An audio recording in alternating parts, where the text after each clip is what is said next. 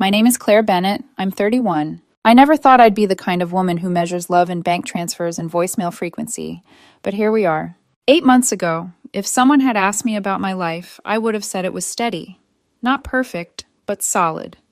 I'd been with my boyfriend, Ryan, 29, for 2 years. We moved in together about 8 months back. The usual adjustments, splitting rent, arguing over groceries, figuring out whose turn it was to clean. But nothing that felt like a warning sign. Then, my dad was diagnosed with stage 3 lung cancer 6 months ago, and everything shifted. Cancer isn't just a medical condition. It's a constant presence. It lives in hospital waiting rooms, in the smell of disinfectant, in the way your phone tightens your chest every time it rings. My dad went through chemo every few weeks. Radiation. Medications with side effects they warn you about but never fully prepare you for. Insurance helped, but anyone who's dealt with cancer knows the truth. The bills never stop. Deductibles, co-pays, meds insurance doesn't cover. Expenses that stack up quietly until they're suffocating. My dad couldn't work anymore. He was exhausted, weak, still trying to act like he had everything under control. So I helped. I sent him between $800 and $200 a month, depending on what he needed. Enough to keep him afloat. Enough so he didn't have to choose between medication and groceries. That night, I was doing it again. His chemo session was coming up, and the anti-nausea medication wasn't covered. He tried to brush it off on the phone, said he'd manage, but his voice gave him away. So I sat on the edge of our bed, phone in hand, transferring $900. Ryan walked into the room just as I hit send. I saw his expression change immediately. His jaw tightened. His eyes dropped to my screen. Seriously? He said. Again? I looked up at him. Dad's chemo is coming up. The meds. And how much this time? He cut in. $900. He let out a short laugh. Not amused. Not kind. $900 to your dad, he said. Meanwhile, we're eating ramen half the week because you keep saying we're broke. I stared at him. We're not eating ramen because of my dad. Stop, he said, lifting a hand. Just stop. He sat down across from me, arms crossed, like he'd already decided how this conversation would end. I need you to actually hear me, he said. Your father is not our responsibility. He's a grown man. He made his choices. My stomach dropped. We have our own future, he continued. We talked about buying a house next year. That down payment doesn't save itself. Every dollar you send him is a dollar we don't have for us. He's sick, I said. He needs help. So let someone else help him, Ryan replied immediately. Doesn't he have siblings, extended family? Why does it all fall on you? Because I'm his daughter, I said. He leaned forward, lowering his voice. Listen to me carefully, he said. If you keep putting him before us, before our future, this relationship is over. I'm done playing second fiddle to a dying man's medical bills. The room went completely still. Then he added, almost casually, You said stage 3, right? Those aren't great odds. Something inside me shut down. Not anger, not tears. Cold clarity. You're right, I said quietly. Ryan blinked. What? You're right about priorities, I repeated. I need to think about what I'm investing in. His posture relaxed instantly. Relief washed over his face like he'd won. Thank God, he said. I know that was hard to hear, but you needed to hear it. He grabbed his jacket. I'm going for a walk. And he left. I didn't cry. I didn't yell. I just sat there, staring at the wall, replaying his words until they lost all ambiguity. What he said about my dad was unforgivable. But it also forced me to look at something else. Money. Here's the part that matters. When Ryan and I met, he already had $67,000 in student loans, private loans, high interest. He'd been making minimum payments for years, barely touching the principal. About 13 months ago, he had a breakdown about it. Sat at the kitchen table, laptop open, voice tight, talking about how he'd never get ahead, how he'd be paying loans into middle age. I made more money than he did. I felt bad, so I offered to help, temporarily. We agreed I'd cover his monthly payment, $580, until he got ahead financially. We even wrote it down. Nothing legal, but clear enough. Except he never paid me back. Not once. For 13 straight months, that payment left my account like clockwork. And now he was telling me my dying father wasn't our responsibility. The next morning, before work, I logged into my bank account and canceled the automatic payment. No announcement, no argument, just stopped. A couple days later, I was doing laundry and found a receipt in his jeans. Nike, $340. 2 days after he told me we were eating ramen. That's when I started paying attention. Ryan's Venmo was public, always had been. Brunch with friends, $75. Concert tickets, $120. New running shoes, $95. All in the last couple of weeks. That weekend, he wanted to order Thai food. Our usual spot runs about $50. Can we just make something here? I asked, trying to save money. He rolled his eyes. Don't be dramatic, it's $50. You told me we were broke, I said. That was different, he replied. You were sending thousands to your dad. 800, I corrected. Whatever, just order the food. I'm good with a sandwich, I said. He looked at me like I was being unreasonable, then ordered anyway, using my credit card.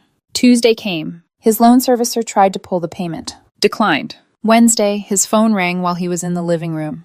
I was in the kitchen and heard everything. What do you mean it bounced? He said sharply. It's automatic. A pause. Yes, I understand there's a late fee. He hung up and immediately called me at work. I let it ring. Then a text. Call me now. Emergency. I waited an hour before calling back. My loan payment didn't go through, he said immediately. The bank says the automatic payment was canceled. Did you do something? Yes, I said calmly. I stopped paying your loans. Silence. You what? You said we needed to prioritize our future, I replied. So I am. Your loans aren't my responsibility. That's completely different, he snapped. I'm your boyfriend. We live together. And he's my father, I said. He has cancer. When are you turning the payment back on? I'm not. You make $52,000 a year, I continued. You can cover your own loans. I can barely afford my car and rent. Then maybe don't spend $300 at Nike. Dead silence. And in that moment, I knew. This wasn't about money. It was about entitlement. I didn't confront him right away. That was the strange part. If this had happened earlier in our relationship, I would have demanded an explanation the moment I found that receipt. I would have asked questions.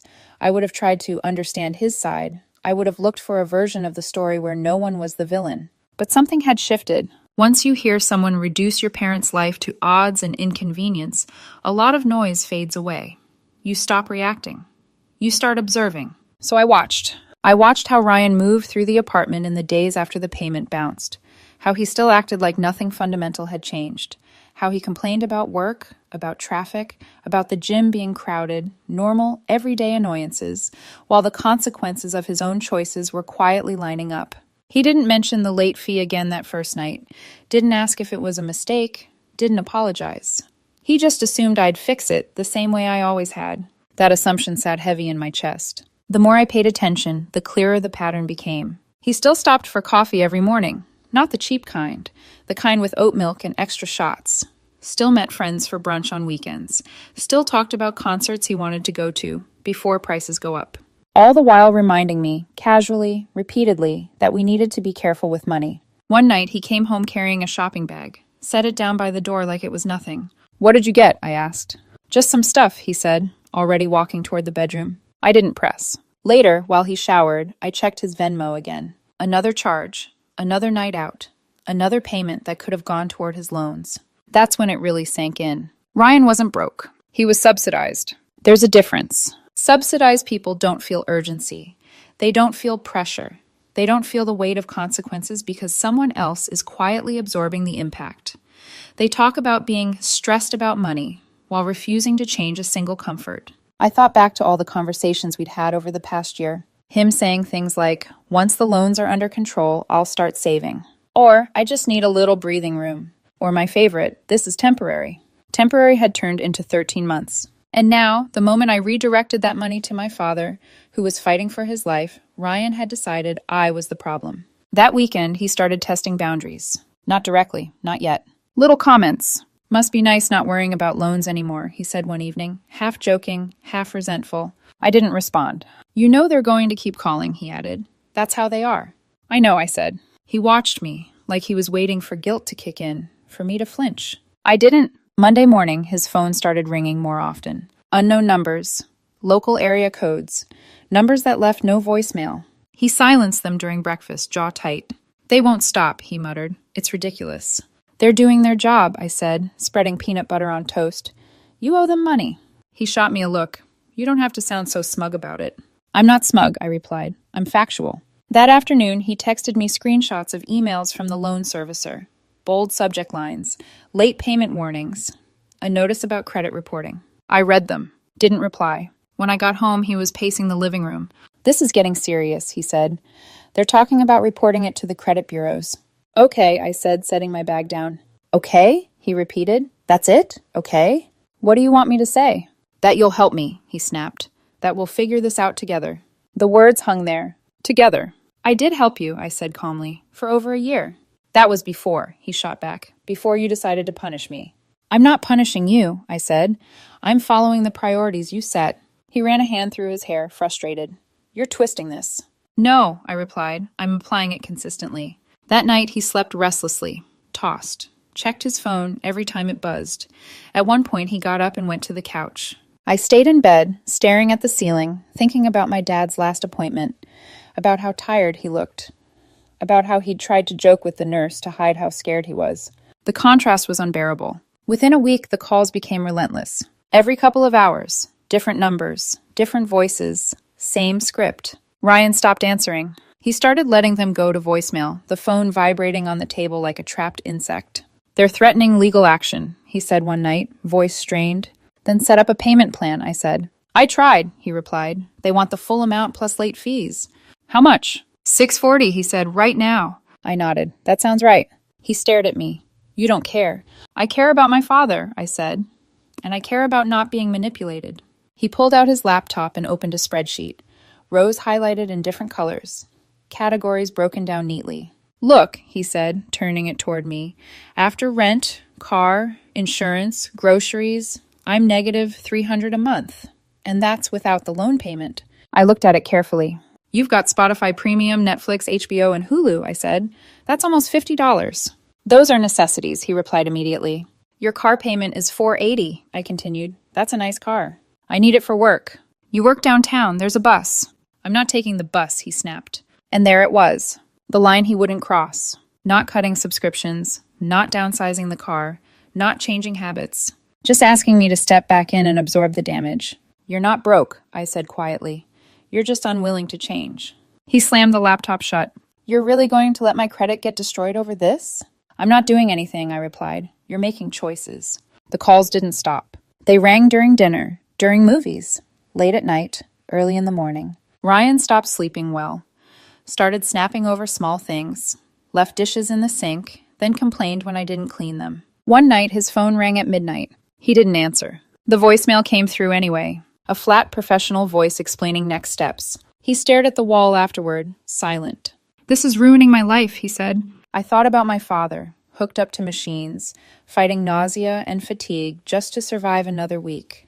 This didn't ruin your life, I said. It exposed it. He turned to me sharply. You're enjoying this. No, I said. I'm done rescuing you. That was the night I realized something else. Ryan didn't miss me. He missed the version of me that paid his bills without asking him to grow up. And that version wasn't coming back. By the start of week 2, the tone shifted. Not in anything Ryan said. He was still cycling between irritation and forced calm. But in how he moved. He checked his phone constantly now. Not casually, not out of boredom, with tension, with dread.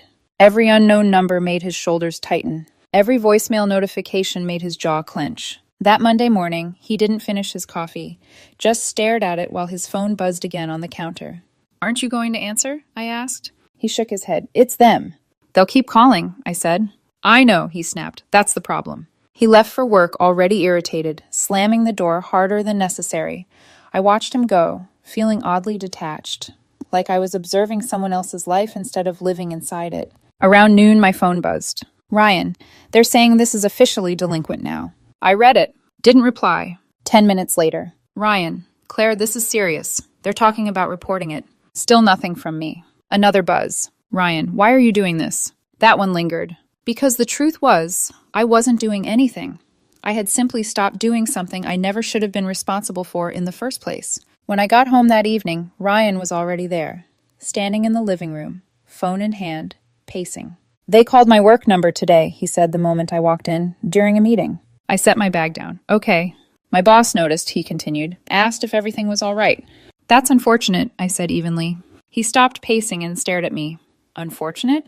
Yes. You don't think that's a problem?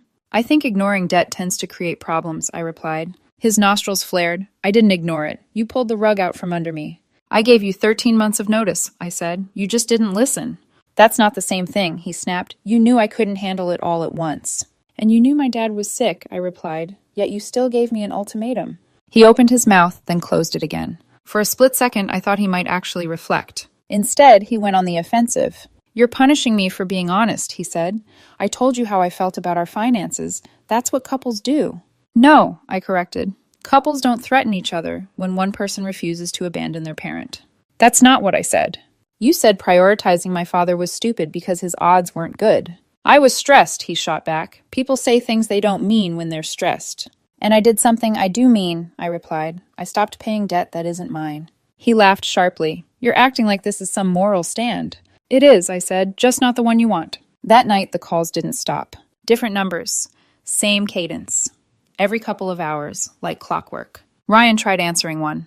Put it on speaker without meaning to. A calm voice explained missed payments, late fees, potential next steps. Ryan cut the call off mid-sentence.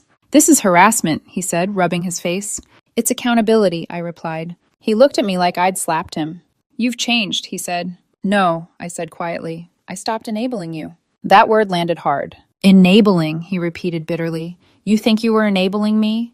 "Yes." "For loving me?" "For protecting you from consequences," I corrected. He scoffed. "You sound like a therapist." "I sound like someone who finally woke up." The next morning he was quiet. Too quiet. Didn't argue. Didn't complain. Didn't bring up money. He made breakfast. Cleaned the counter. Kissed my cheek before leaving for work. The shift was obvious and unsettling. That evening, he tried a softer approach. "I've been thinking," he said casually, sitting beside me on the couch. "Maybe we both said things we didn't mean." I kept my eyes on the TV. Maybe. "I shouldn't have phrased it the way I did about your dad," he continued. "That came out wrong." "It didn't come out wrong," I said. "It came out honest." He winced slightly, then reached for my hand. "Claire," he said, voice low, "I love you. I don't want money to destroy what we have." I pulled my hand back. "Money didn't do this," I replied. "Character did." His jaw tightened. "You're really going to die on this hill?" he asked. "I didn't choose the hill," I said. "You pushed me onto it." The phone rang again. He glanced at it, then silenced it without answering.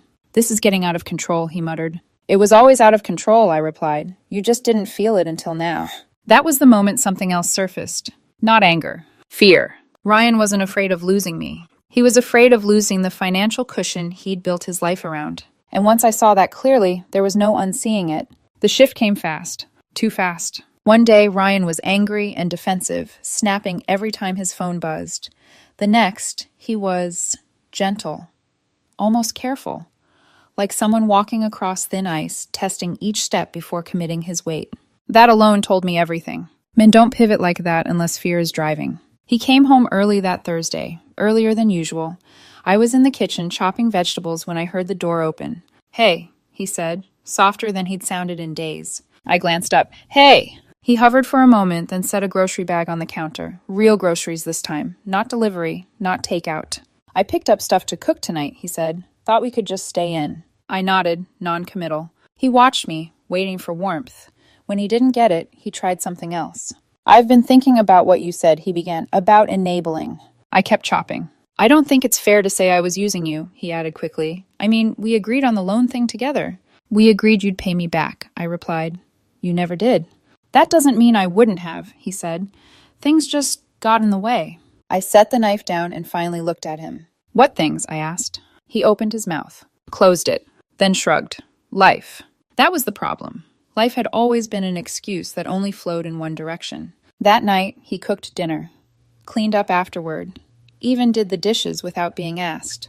When we sat on the couch, he leaned closer than usual, shoulder brushing mine. "I miss us," he said quietly. I didn't respond.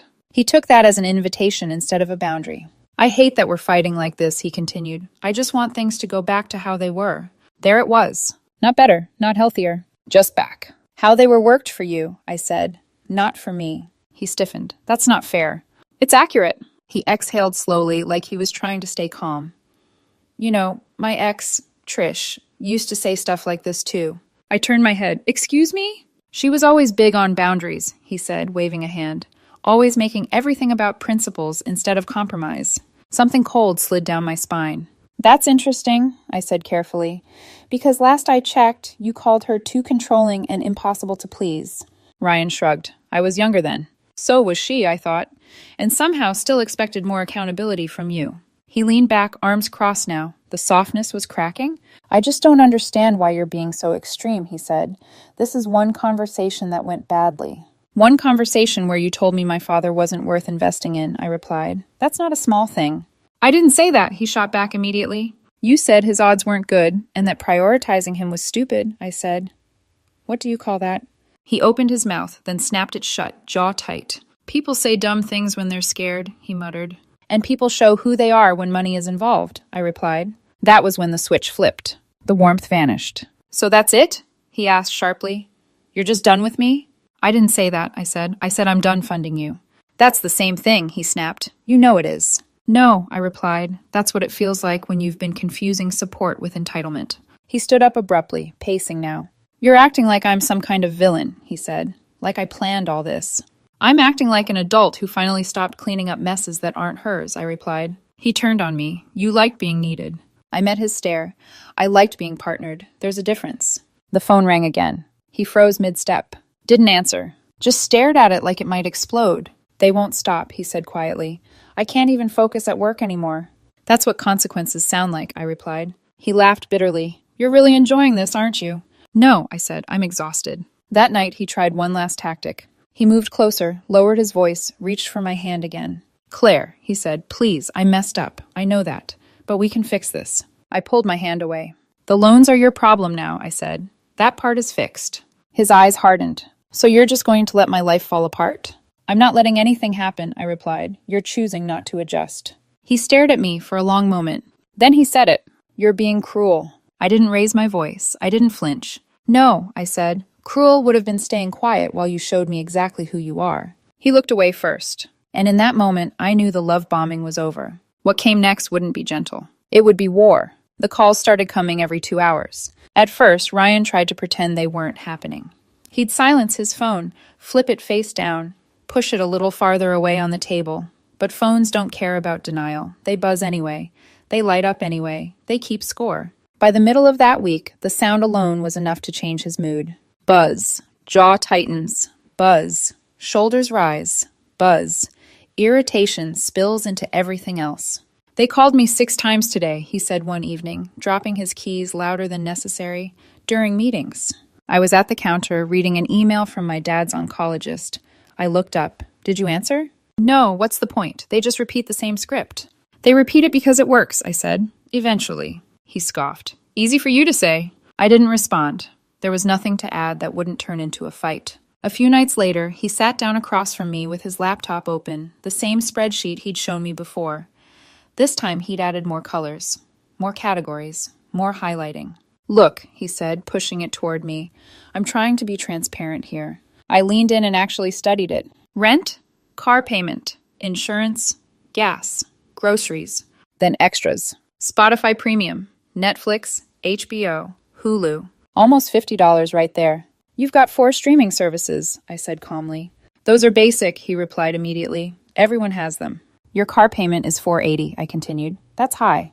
I need a reliable car. You work downtown. You could take the bus. I'm not taking the bus, he snapped, like I'd insulted him. I leaned back. Then don't say you have no options. He rubbed his face, frustration leaking through. You don't get it. If I miss another payment, my credit's going to tank. That already happened, I said. The calls don't start until it does. He stared at me. You're really okay with this? I'm okay with reality, I replied. I'm not okay with pretending your lifestyle is untouchable while asking me to sacrifice mine and my father's. That night, his phone rang during dinner. He let it go to voicemail. Then again, and again. The 4th time, he slammed it face down on the table. They're threatening legal action. Then set up a payment plan, I said. I tried, he shot back. They want proof of hardship. Bank statements. 3 months' worth. Give it to them. They'll see everything, he said sharply. Yes, I replied. They will. He stared at me like I'd betrayed him all over again. They'll see my spending, he muttered. That's usually how accountability works. He stood up abruptly, pacing the room. This is insane. You're just watching me drown. I watched him walk the length of the apartment, then turn back. You're not drowning, I said. You're uncomfortable. There's a difference. He laughed bitterly. Tell that to my credit score. The calls didn't stop. They rang while we watched TV. They rang while he showered. They rang in the middle of the night. Eventually, he stopped answering altogether. Let them pile up in voicemail like an accusation he couldn't bring himself to listen to. One night, after yet another call, he snapped. He grabbed his phone and threw it across the room. It hit the wall with a sharp crack and slid to the floor, screen fractured. "Happy now?" he yelled. "This is what you wanted, right? To watch me suffer?" I stood up slowly. "No," I said evenly. "What I wanted was a partner who didn't tell me to abandon my father." He stared at me, breathing hard. "I didn't mean it like that," he said. "Then how did you mean it?" I asked. "Because that's how it sounded. That's how it landed." He dragged a hand through his hair. "I was scared. About money. About us." "And I was scared about my dad dying," I replied. And somehow I managed not to turn that fear into cruelty. That's when he tried a different approach. He sat down, voice softer now, reaching for my hand. "Claire," he said quietly, "please. I'm sorry. I said it wrong. I was stressed and I took it out on you." I pulled my hand back. "The loans are still your responsibility," I said. "That hasn't changed." His face hardened. "So that's it?" "That's it. You're really going to let my credit get destroyed over this?" "I'm not doing anything," I said. "You are." He stared at me, eyes narrowing. "You're never going to let this go, are you?" I thought about my dad, about hospital rooms and IV poles, about how fragile everything suddenly felt. "Are you ever going to take responsibility for your choices?" I asked. He didn't answer. The phone rang again. From the floor this time, cracked screen lighting up. Collections didn't care about his anger, or his excuses, or his pride. They just kept calling. And with every ring, the truth got louder. This wasn't about one missed payment. This was about a man who'd built his entire sense of stability on someone else's money and couldn't survive the moment it stopped. It didn't take long for Ryan to bring reinforcements. People rarely sit alone with consequences. They outsource them. By the end of week 2, the calls had become part of our daily rhythm, background noise to everything else. Ryan barely flinched anymore when his phone buzzed. He just glanced at it, jaw tightening, then shoved it into his pocket like he could physically hide from what was coming. That Friday evening, I was making dinner when my phone rang. Unknown number. I almost ignored it. Almost. Something told me not to. "Hello?" There was a pause on the other end. Then a woman's voice, tight and clipped. "This is Ryan's mother." I closed my eyes for a brief second. "Yes?" I said. "I don't know what's going on between you and my son," she continued, not bothering with pleasantries, "but this situation is unacceptable." I leaned against the counter. "Which part?" "The part where he's drowning because of you," she snapped. "He's under an incredible amount of stress. He's not sleeping. He's having trouble at work. And all because you decided to cut him off." "I didn't cut him off," I said evenly. "I stopped paying his student loans." "That's the same thing," she shot back. "No," I replied, "it's not." There was an irritated exhale on the line. "You promised to help him." "I did," I said, "for 13 months. That doesn't mean you get to abandon him now." "I didn't abandon him," I replied. "He told me my father, who has cancer, wasn't our responsibility, so I adjusted my priorities." Silence. Then, colder. "Your father is a grown man." I felt my spine straighten. "So is your son," I said. "And he's the one with the debt." "You're being incredibly selfish," she snapped. "This is not how partners behave." "Neither is threatening to end a relationship because someone won't abandon their sick parent," I replied. "You're going to regret this," she said sharply, "when he leaves you." "I'm looking forward to it," I said. There was a stunned pause. Then the line went dead. I set my phone down slowly, hand steady. From the living room, Ryan called out, "Who was that?" "Your mom," I replied. "She's concerned." He didn't say anything for a moment. Then, "What did she say?" "That you're drowning," I said, "and that I'm responsible." He appeared in the doorway, irritation etched across his face. "Well, she's not wrong." I met his eyes. "She is," he scoffed. "You really don't see what you're doing, do you?" "I see it very clearly," I said. "You just don't like what it reveals." That night he barely spoke to me. The next morning, his phone rang again, this time while he was in the shower. I saw his name light up on my screen from across the room. "Mom!" I didn't answer. A few minutes later, my phone buzzed. "A text. We need to talk. This has gone far enough." I didn't respond. By Sunday, it wasn't just his mother. His father tried next. Different tone, same goal. "Ryan's under a lot of pressure," he said when I answered. "You know how he gets." "I do," I replied. "That's why I stopped enabling it." There was a heavy pause. "You're making this harder than it needs to be," he said. "No," I said. "I'm making it honest." He sighed. "Relationships require compromise." "They require mutual respect," I replied. "Your son showed me he doesn't have that." Another pause. Then quietly, "You're going to lose him." I thought of Ryan's words. Second fiddle to a dying man's medical bills. "I already did," I said. I hung up. That afternoon, Ryan exploded. "You talked to my parents?" he demanded. "They talked to me," I replied, repeatedly. You had no right, he snapped. I didn't call them, I said calmly. They called because you asked them to. He froze, then looked away. There it was, the confirmation. You ran to them, I said, instead of fixing your budget. They're my family, he snapped. And my father is mine, I replied. Funny how that only matters when it's you. He paced the room, agitated. They think you're being manipulative. I laughed once, short, sharp. That's rich. They think this is financial abuse, he added. I stopped smiling. Financial abuse, I repeated slowly, tasting the words, is paying someone's debt for over a year while they shame you for helping your dying parent. He stared at me, stunned. What I'm doing, I continued, is called boundaries. His face darkened. This is toxic, he muttered. You're toxic. No, I replied. You're just finally uncomfortable. The room went quiet again. And in that silence, I realized something important. Ryan wasn't fighting for us anymore. He was fighting for the money. And once his parents got involved, once he outsourced his guilt and anger to them, there was no going back. The relationship had crossed a line. Not loudly, but permanently. Ryan stopped arguing with me directly after that. Instead, he changed tactics. When people lose control in private, they try to regain it publicly. The first sign came on a Tuesday evening. I pulled into our apartment complex after work and noticed a familiar car parked a little too close to the entrance. I didn't think much of it until I stepped out and heard my name. Claire. I turned. Ryan's best friend, Mark, was leaning against his car, arms crossed. He had that look people get when they think they're about to deliver a moral verdict. We need to talk, he said. I sighed quietly. I'm guessing this isn't about the weather. He didn't smile. Ryan's falling apart.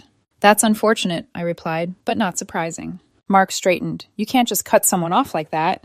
I didn't, I said. I stopped paying his student loans. That's the same thing, he snapped. You know it is. I met his eyes. Funny. That's exactly what his mother said. Mark's jaw tightened. He can't sleep. He's having panic attacks at work. His credit score already dropped 60 points. I waited. He frowned. Aren't you going to say anything? I am, I said. He should pay his loans. With what money? Mark shot back. With the money he spends on concerts, brunch, and a car he can't afford, I replied. With the money he had because I was subsidizing him. Mark shook his head. You're punishing him for being honest. No, I said. I'm responding to what he revealed. This is financial abuse, Mark said flatly. I laughed. Not loudly, just once. Financial abuse, I repeated, is paying someone's debt for over a year while they shame you for supporting your dying father. Mark opened his mouth, then closed it. He told you my dad wasn't worth investing in because his odds weren't good, I continued. Then he expected me to keep paying his loans. You tell me what that is. Silence. Mark looked away first. You need to fix this, he said finally, weaker now. No, I replied, I don't. He stared at me like I'd broken some unspoken rule. She's all he has right now, he said. I blinked. She. He caught himself too late. Trish, he said quickly. His ex. She's been talking to him, trying to calm him down. So that was it. The name slid into place like a missing puzzle piece. The comparisons. The sudden language about boundaries. The sense that he'd been coached. Interesting, I said quietly. So when things get hard, he runs to his ex. That's not what I meant, Mark said defensively. They're just talking. Of course they are, I replied. Mark shifted uncomfortably. Look, I'm not here to pick sides. I just don't want to see him crash his life over this. He already did, I said. I just stopped cushioning the impact. He stared at me for a long moment, then shook his head. You've changed, he said. No, I replied. You're just seeing me without the financial benefits. Mark didn't argue after that. He got in his car and drove off without another word. That night, Ryan didn't come home until late. When he did, he was tight-lipped, avoiding my eyes, phone glued to his hand. I didn't need to ask who he was texting. The calls kept coming. Collections didn't care about his support system, or his friends, or his parents. They called anyway. Every 2 hours, like a metronome. By the end of the week, Ryan was unraveling. He snapped at everything, left dishes in the sink, forgot to take out the trash, complained that I was cold and detached. You don't even care anymore, he accused one night. I care, I replied, just not in the way you want. He scoffed. So that's it? You're just done with us? I'm done being responsible for you, I said. There's a difference. He stared at me, eyes hard. You know Trish would never do this to me, he said. There it was, the comparison, out in the open now. That's interesting, I said evenly, because you always said she expected too much from you. He didn't answer. He didn't have to. The truth was already there. Ryan didn't want a partner. He wanted a buffer, someone to absorb the discomfort so he never had to grow.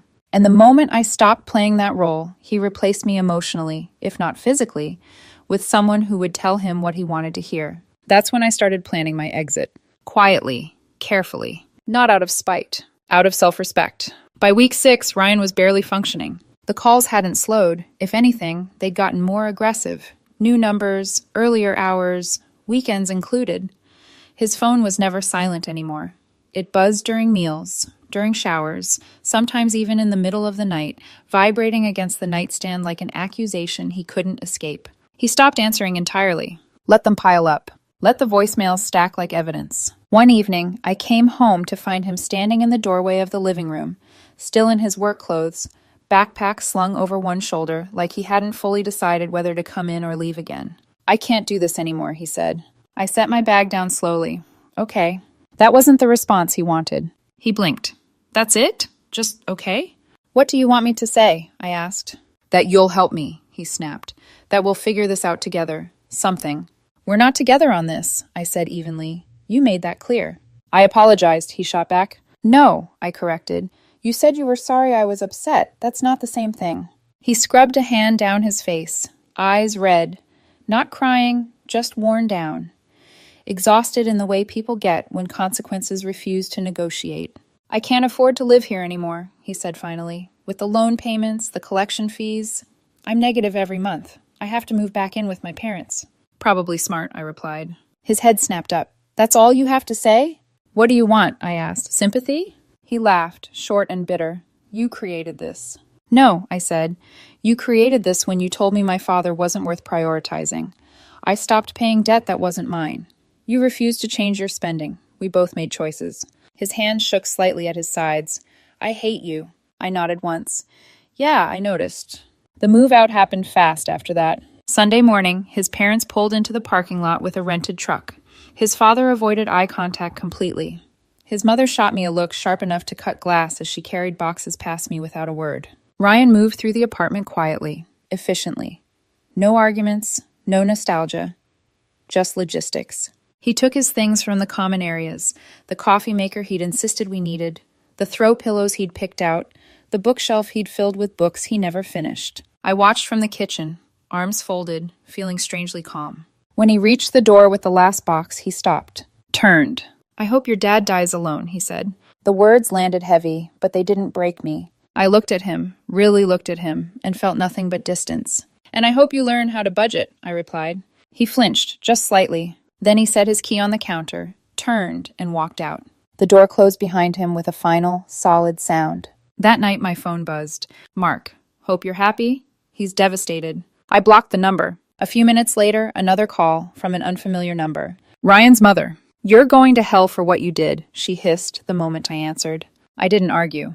I just blocked that number too. When the apartment finally went quiet, I stood in the middle of the living room and listened. No buzzing, no pacing, no tension humming under the surface. It didn't feel empty. It felt clean, like something toxic had finally been removed. I slept better that night than I had in months. It's strange how quiet an apartment gets after someone leaves. Not empty, just quiet in a way that lets you hear yourself think again.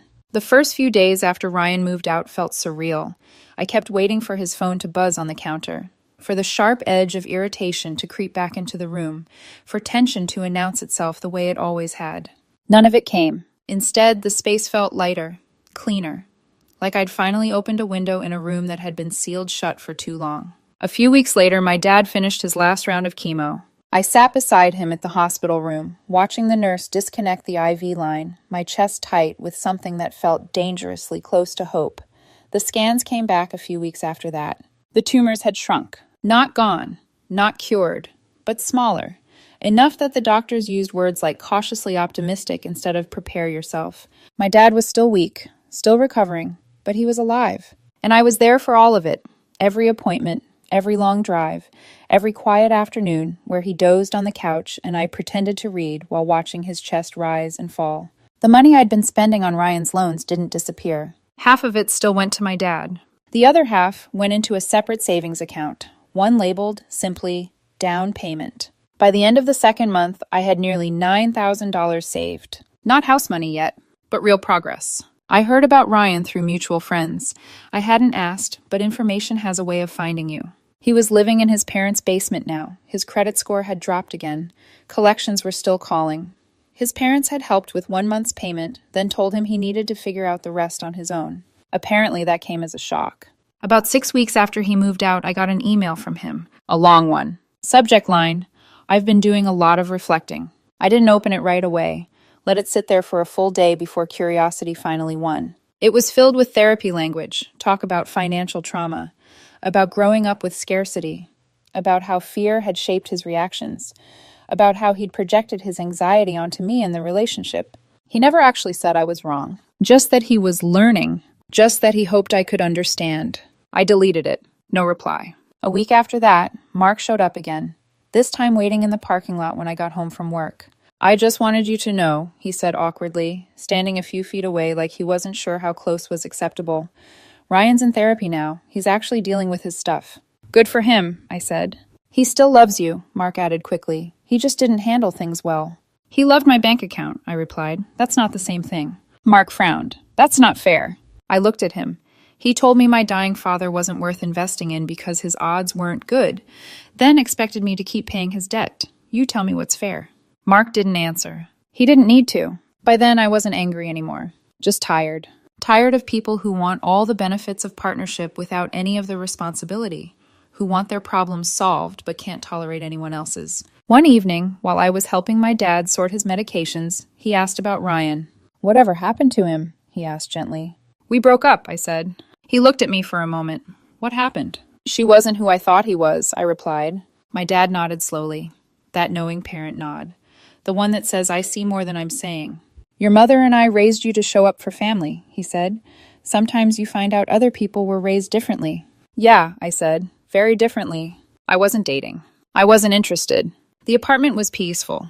My weekends were spent with my dad, driving him to appointments, cooking meals together, watching baseball on his couch, laughing at jokes that weren't very funny but felt precious anyway. One afternoon, his neighbor stopped by with a casserole, a widow in her late 50s. Kind eyes, warm smile. After she left, my dad looked at me with a half smile. "What?" I asked. "Nothing," he said. "Just, you're a good daughter, a better person than I was at your age." "You did fine," I replied. "I mean it," he said. "Not everyone would have chosen the way you did." I thought about that later. About choices. Ryan's student loans were his problem now. The collection calls were his soundtrack. The damaged credit was his consequence. He'd spent over a year living beyond his means on my dime, while judging me for keeping my father alive through cancer. Sometimes, late at night, I still hear his words in my head. About odds. About priorities. Then I think about my dad's latest scans. About him laughing on the couch. About him being alive. Ryan was wrong about the odds. Wrong about a lot of things. But he was right about one. Priorities matter, and I'm glad I chose mine. It's funny what stays with you. Not the fights, not the shouting, not even the cruelty. What stays is the moment you realize you didn't hesitate. Months after Ryan left, I was sitting on my dad's couch, watching him slowly work through a bowl of soup I'd made. His hand still shook a little. His appetite still came and went. Recovery wasn't linear, but it was real. Outside, the late afternoon sun filtered through the blinds, painting soft stripes across the living room floor. Ordinary. Peaceful. Alive. My phone buzzed on the coffee table. Unknown number. I didn't answer. It buzzed again, then stopped. A minute later, a text came through. "It's me. I know you blocked my other number. I just wanted to say, I see things differently now. Ryan." I stared at the screen longer than I expected to. Not because I missed him, but because I wanted to check something inside myself. There was no spike of adrenaline, no anger, no curiosity about what he'd say next. Just stillness. I locked my phone and set it face down. Some conversations don't deserve a response, not because you're bitter, but because you're done. A few days later, I heard through a mutual friend that Ryan's consolidation loan had been denied again. His credit score had dropped below a threshold that made even basic refinancing impossible. He was working overtime now, cutting expenses he'd once called non-negotiable. Selling the car, canceling subscriptions, skipping trips, things he could have done months ago, things he only did once no one else was paying. I didn't feel satisfaction. I felt confirmation. Around that same time, my dad had a follow-up appointment. The oncologist smiled, actually smiled, when she walked into the room. "Stable," she said. "Improving. Not cured, not guaranteed, but improving." On the drive home, my dad was quiet for a while. Then he said, "You know, when you were younger, I worried I pushed you too hard to be responsible." I glanced at him. "What do you mean?" "I mean," he said slowly, "I always told you to do the right thing, to show up, to take care of people. I worried one day someone would take advantage of that." I tightened my grip on the steering wheel. "Maybe they tried," I said, "but it didn't work." He nodded, satisfied. That night, I transferred money to my savings account like I'd been doing every month. Down payment fund. 5 figures now. Progress that felt earned, not extracted. The apartment still felt peaceful. I'd rearranged the furniture slightly, donated a few things Ryan left behind, changed the space just enough that it felt fully mine. No buzzing phones, no tension, no walking on eggshells. Just quiet. Occasionally, people still tried. Ryan's mother called from another number once. I recognized the area code and declined it without a second thought. Mark sent one last message. "He's really changed. He's learning. He misses you." I didn't respond. Change that comes after consequences isn't something you owe a second chance. It's something you observe from a distance. One evening, while cleaning out an old folder on my laptop, I found the document Ryan and I had written together over a year ago. The agreement. The one where he promised to pay me back. I read it once, then deleted it. Not because it hurt, but because it no longer mattered. I wasn't carrying resentment anymore. I was carrying clarity. People tell you relationships are about compromise, about sacrifice, about choosing each other. That's true, up to a point. But real partnership doesn't ask you to abandon your values, or your family, or your humanity. It doesn't reduce love to numbers and odds. It doesn't demand you bleed quietly so someone else can stay comfortable. Ryan taught me something he never meant to. That the fastest way to learn someone's priorities is to stop funding them. My father is alive, recovering, laughing at bad jokes. My savings are growing. My home is peaceful, and my conscience is clear. Priorities matter, and I chose mine. If you're listening to this story and it feels familiar, maybe because you've been the one who carried the weight, the one who kept sacrificing, the one who was always expected to understand and give more, then I want you to hear this. You are not selfish for setting boundaries. You are not cruel for stopping the funding of someone else's irresponsibility. And you are not wrong for choosing your family, your values, and your conscience. Real love does not require silent suffering. Healthy relationships are not built on uneven sacrifice. And no one gets to call you heartless just because you stopped rescuing them from their own choices. Thank you for staying until the end of this story. If you've been through something similar, share it in the comments. You're not alone. And don't forget to like, share, and subscribe to support the channel and help stories like this continue to be told. I'll see you in the next video. And in the meantime, take care of yourself.